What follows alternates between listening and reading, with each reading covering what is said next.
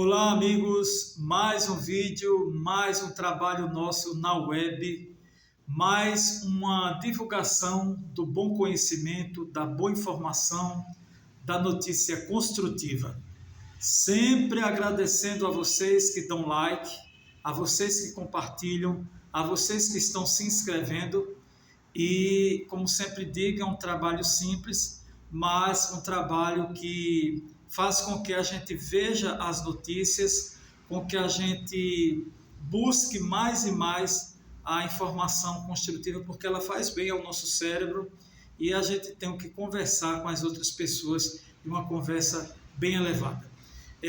O nosso vídeo de hoje é o vídeo de número 83 e eu creio e fico na torcida que aqueles que me acompanham desde o primeiro vídeo já devem estar sentindo uma certa mudança quando vocês veem as notícias, sejam essas notícias na TV, seja essas notícias que se apresentem nos sites da internet. Vocês hoje, a gente vai, como diz o pessoal mais simples, a gente vai debulhando o milho para vocês, para que vocês possam entender e se situarem neste mundo nosso.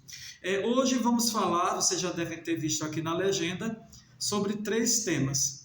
Vamos falar sobre a Groenlândia, vamos falar sobre os movimentos de migração, são temas muito atuais, e o terceiro tema é um tema de interesse, de curiosidade, que nós vamos falar sobre o trigo, a história do trigo, ou a história do pão nosso de cada dia. Então, vamos subir nesse balão do conhecimento e vamos começar a nossa saga. Meus amigos, vamos começar logo falando sobre a Groenlândia. Vamos começar logo pela expressão. Muitas pessoas pensam que é Groenlândia, não é Groenlândia, é Groenlândia. E vimos ultimamente nos telejornais o interesse norte-americano, do atual governo norte-americano, pelas terras chamadas Groenlândia. E a Groenlândia, na verdade, é um território autônomo da Dinamarca, que pertence lá à Europa, os chamados países nórdicos, e se localiza exatamente na América do Norte. Então, lá em cima, lá no extremo, já no polo, chamado Polo Norte. E para vocês terem uma ideia, a Groenlândia, ela fica no Círculo Polar Ártico e é banhada por 2 oceanos. É banhada pelo Oceano Glacial Ártico e pelo nosso Oceano Atlântico, que banha a costa brasileira. E lógico que lá as águas são geladas, porque a Groenlândia representa o Polo Norte. Só para vocês terem uma ideia simples, as temperaturas daquela região chegam a menos 34 graus centígrados. Só para vocês terem uma ideia. A população é de cerca de 57 mil pessoas. A extensão territorial é de 2.166.000 quilômetros quadrados. Nessa grande, que é a maior ilha do mundo, cerca de 1.800.000 quilômetros quadrados é todo de geleira. Só para que vocês tenham uma ideia. Embora que é sabido por todo mundo que os polos estão sofrendo aquele processo de derretimento, o derretimento do gelo.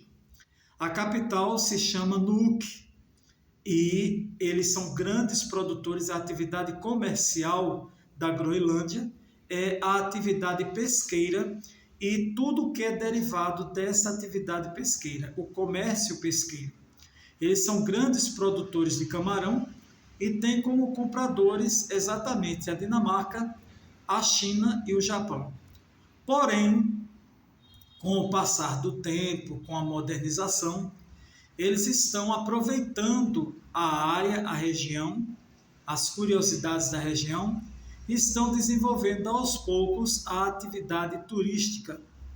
Além da atividade turística, eles também estão desenvolvendo a criação de animais e também a exploração mineral, do carvão mineral, do minério de ferro. E está aí, segundo os estudiosos dessa coisa de geopolítica, de economia, aí está o interesse norte-americano por essas terras. E também a área estratégica, geopoliticamente, de grande interesse para o povo Yankee, para o governo norte-americano. Tem muita coisa interessante na história do povo da Groenlândia. E como é que descobriram a Groenlândia? Na verdade, segundo a história, teve um senhor, um homem que ele foi acusado por grandes assassinatos, um número muito grande de assassinatos, lá na Islândia, e ele ficou exilado exatamente na Groenlândia. O nome dele era Erik o Vermelho. Sendo que ele, no lugar de ficar assim, espantado com aquele local totalmente paradão, não.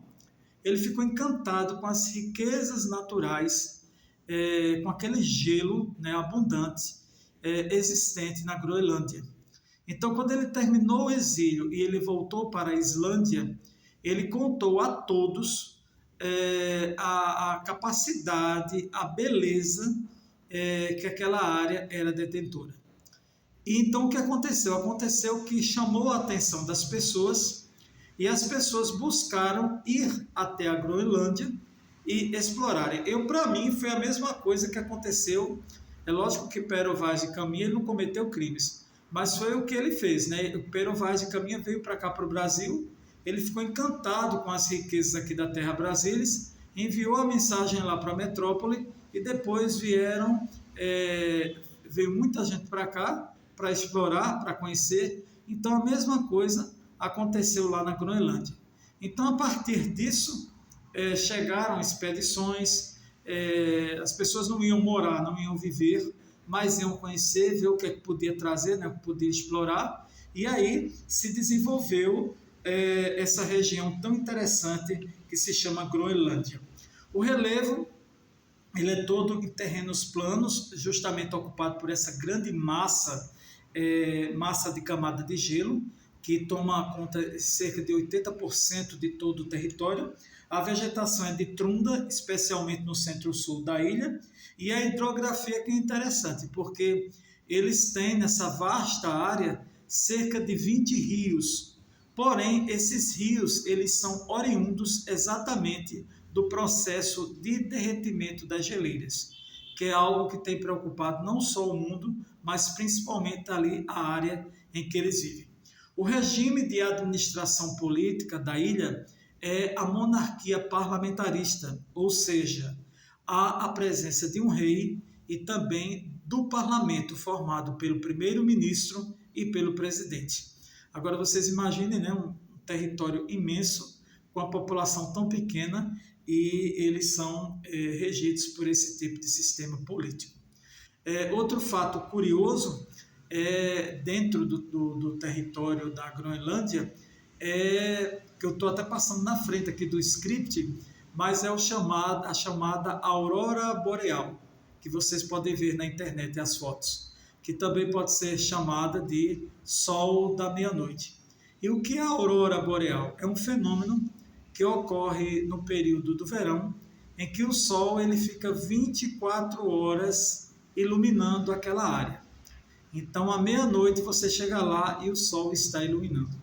Existe até um filme antigo, um clássico, que se chama O Sol da Meia-Noite. Depois eu vou pesquisar e talvez até eu faça uma resenha para vocês.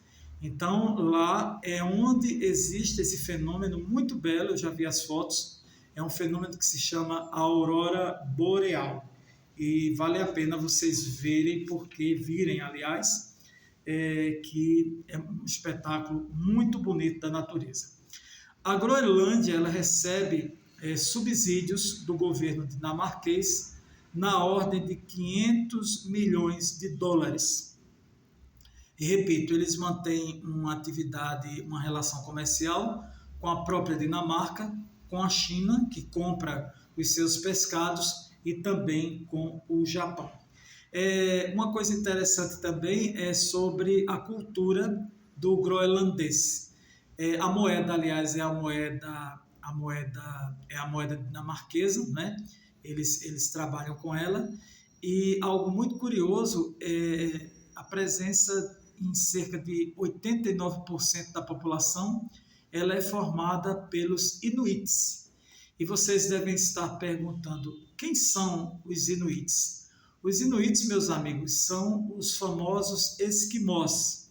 Aquelas pessoas que a gente via, né, naqueles filmes, eu não sei se ainda tem uns filmes legais, uns filmes antigos, em que tem aqueles personagens que moravam lá naquela região do gelo e eles têm aquele olho puxado. Então, boa parte da população que se encontra na Groenlândia é exatamente formada pelos Inuits, ou seja, os chamados esquimós. Então, os esquimós, eles são um tipo de povo que vive exatamente lá em cima, né? Lá na região do Alasca, lá na região do Canadá, e são os moradores, digamos assim, da Groenlândia. Outra curiosidade para a gente descobrir nesse vasto território é a questão do processo de dessalinização, lógico, da água do mar. A água do mar é gelada, mas ela não é doce.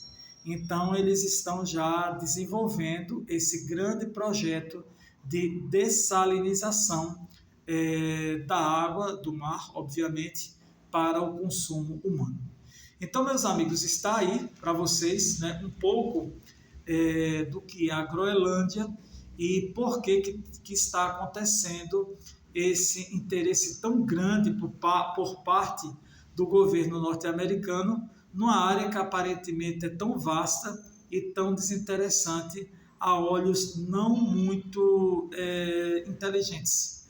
Há pessoas que veem só, não olham.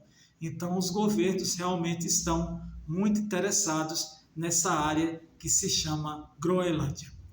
Agora nós vamos para o segundo tema, o segundo assunto nosso, e que é muito importante porque ele está sendo muito comentado na internet e tem gerado polêmica. E a gente aqui não vai polemizar nada, nós só vamos explicar a vocês, como eu também aprendo, o que significa cada um desses processos. Nós vamos falar sobre migração. E migração, o fenômeno migração, se divide em dois tipos, em imigração e emigração. O processo de migração, meus amigos, é um processo natural. Existe desde aquela época lá atrás do Êxodo que é falado na Bíblia. Então, é uma movimentação de pessoas que elas saem de um lugar para outro em busca de melhores condições financeiras, materiais, por questões climáticas, por questões de animais, né, questões ligadas à natureza. Então, o processo chamado migração é um processo muito comum nas civilizações humanas. Porém, de alguns séculos para cá, isso se tornou um pouco polemizado devido ao que aconteceu no século XV, que foi o século das grandes navegações. Então, o que houve, principalmente para nós que vivemos aqui na América? Muita gente veio da Europa para cá, das metrópoles para as colônias, no processo chamado colonização. Então, vieram para cá portugueses, vieram espanhóis, vieram holandeses, vieram os ingleses no interesse lá dos Estados Unidos. Então, essas pessoas, na verdade, são os chamados imigrantes, porque eles adentraram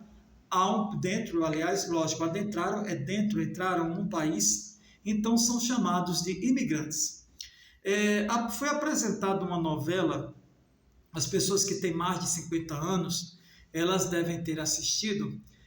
Foi apresentada uma novela na rede Bandeirantes, na época se chamava Bandeirantes, hoje é Band, uma novela chamada Os Imigrantes. Vocês podem baixar no YouTube, e foi uma novela muito longa, era de autoria do Benedito Rui Barbosa, e era uma novela muito bem feita, uma novela com elenco estelar, grandes nomes da teledramaturgia brasileira participaram dessa novela, e a novela, o título era exatamente esse, Os Imigrantes, porque falava sobre digamos assim, uma recolonização do Brasil no final do século XIX e início do século passado, do século XX.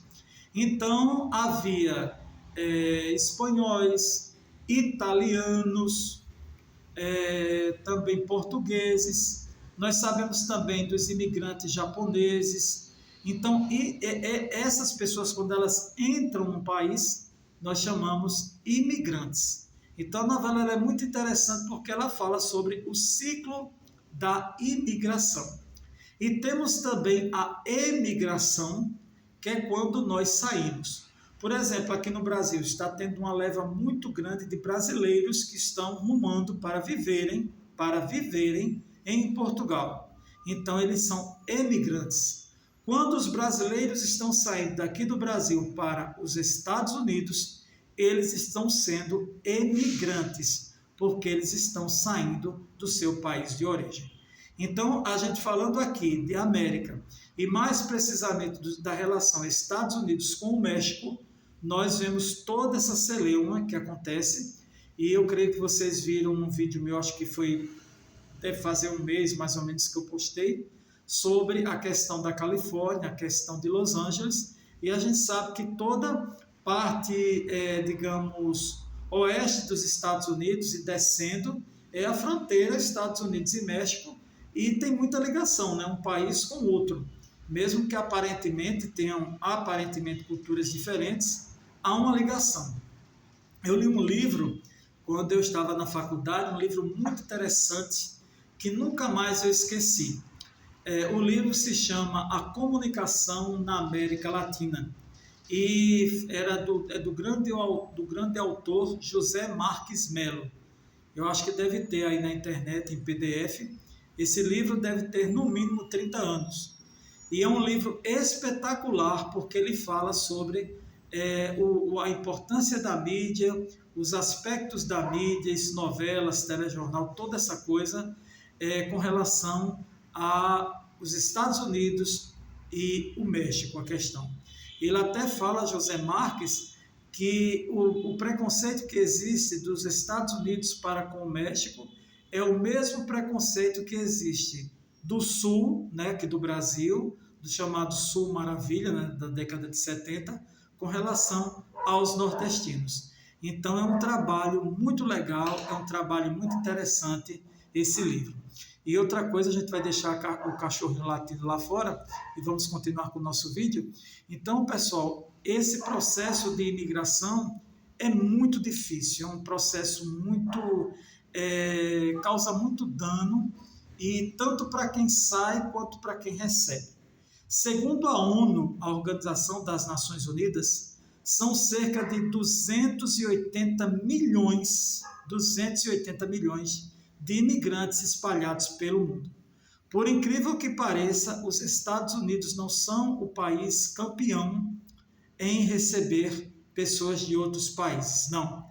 Em primeiro lugar está a Europa, segundo lugar os Estados Unidos, e o terceiro lugar, por incrível que pareça, quem faz parte desse terceiro lugar são a Arábia Saudita e os Emirados Árabes Unidos, tudo por questão de mão de obra na indústria da construção civil. Para que vocês tenham uma ideia do processo de imigração, os países que mais emigram, que mais perdem, né, seus nativos são Índia, México, China, Síria, Bangladesh, Paquistão, Ucrânia e o Afeganistão. Só para vocês terem uma ideia. No Brasil, o processo de imigração ele começou com a descoberta do nosso país, né, lá por volta do século XV, e foi a primeira. E a segunda, a questão dos negros que foram trazidos para cá, para aquele triste processo e projeto da escravidão, porque tem a migração que é voluntária e a migração que é involuntária. No caso da escravatura, foi uma imigração involuntária. E mais recente, a questão dos nossos irmãos, né, que são nativos da Venezuela e estão imigrando para o Brasil em busca de melhores condições de vida. Então, meus amigos, aqui também vai um resumo de outros assuntos, e que vocês, quando assistirem aos telejornais, vocês vão estar bem inteirados sobre esta questão. E agora, por último, nós vamos para um tema bem legal, achei bem legal, gostei dos temas, são bem interessantes. Mas eu tinha essa curiosidade, acho bem legal a gente estudar também a alimentação, porque a alimentação fala muito de um povo. E eu queria muito fazer um vídeo exatamente abordando o trigo. O trigo. E o que é o trigo, meus amigos? O trigo é uma gramínea e ela se originou há cerca de 10 mil ou 15 mil anos na região da Mesopotâmia e do Egito. Só para vocês terem uma ideia de quanto tempo o trigo existe. Eu pensei que o trigo era o cereal mais cultivado do planeta, mas não é, ele é o segundo. Ele perde para o milho. E nós sabemos que o nosso pão nosso de cada dia, ele é produzido pelo trigo. Se o trigo faz bem, se o trigo faz mal, não é a nossa meta falar aqui no vídeo. A nossa meta é contar a importância do trigo. E o pão, para vocês terem uma ideia, o primeiro pão fabricado ou preparado na história da humanidade aconteceu exatamente no Egito há 4.000 anos. Só para que vocês tenham uma ideia da grandeza e da importância do trigo. São cerca de 100 milhões de toneladas ano e 20% de toda a produção agrícola mundial é toda voltada para a produção do trigo. Eu vou mostrar aqui para vocês os maiores produtores, que são a China, a Índia, a Rússia, os Estados Unidos, a França e a Espanha. No Brasil, na nossa terra Brasília, como eu costumo dizer, a produção, o cultivo do trigo só ocorre na região sul do Brasil devido a essa questão voltada para o clima. Aqui no Brasil, as primeiras mudas, né, dessa gramínea, elas foram trazidas por Martim Afonso de Souza no ano de 1534, para vocês terem uma ideia. O Brasil ele veio conhecer o trigo e, consequentemente, o pão a partir dessa data. E vocês vão ficar impressionados com a utilização do trigo. O trigo não serve só para alimentação. Eu fiquei pasmo, eu fiquei boquiaberto. Ele é usado não só para a fabricação de pães, bolos, biscoitos, bolachas, mas também para a produção não alimentícia, para vocês terem uma ideia. Adesivos, colas, remédios, pinturas, tipos de plásticos, antibióticos feitos à base de trigo, cosméticos, álcool, cola e o etanol, feitos a partir do trigo. E também é utilizado na alimentação animal como composição de rações. O Brasil ocupa o 15º lugar na produção de trigo do mundo. Meus amigos, vejam aí vocês quantas informações e quantas curiosidades a respeito do trigo. O trigo que ele fabrica o pão, e o pão é um alimento, tido até, dependendo se você crê ou não, é um alimento divino, o pão nosso de cada dia.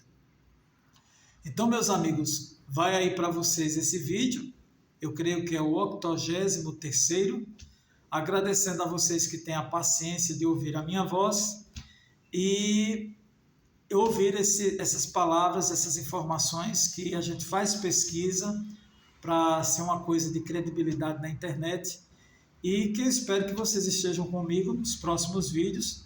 Compartilhem com quem gosta da boa informação, estudem, não fiquem só aqui nos vídeos, procurem mais informações na internet, procurem os livros, vão para as boas bibliotecas, não há lazer melhor, é um dos melhores, né? Você ler, porque faz bem para a alma, faz bem para o cérebro. E até o nosso próximo vídeo. Está contado.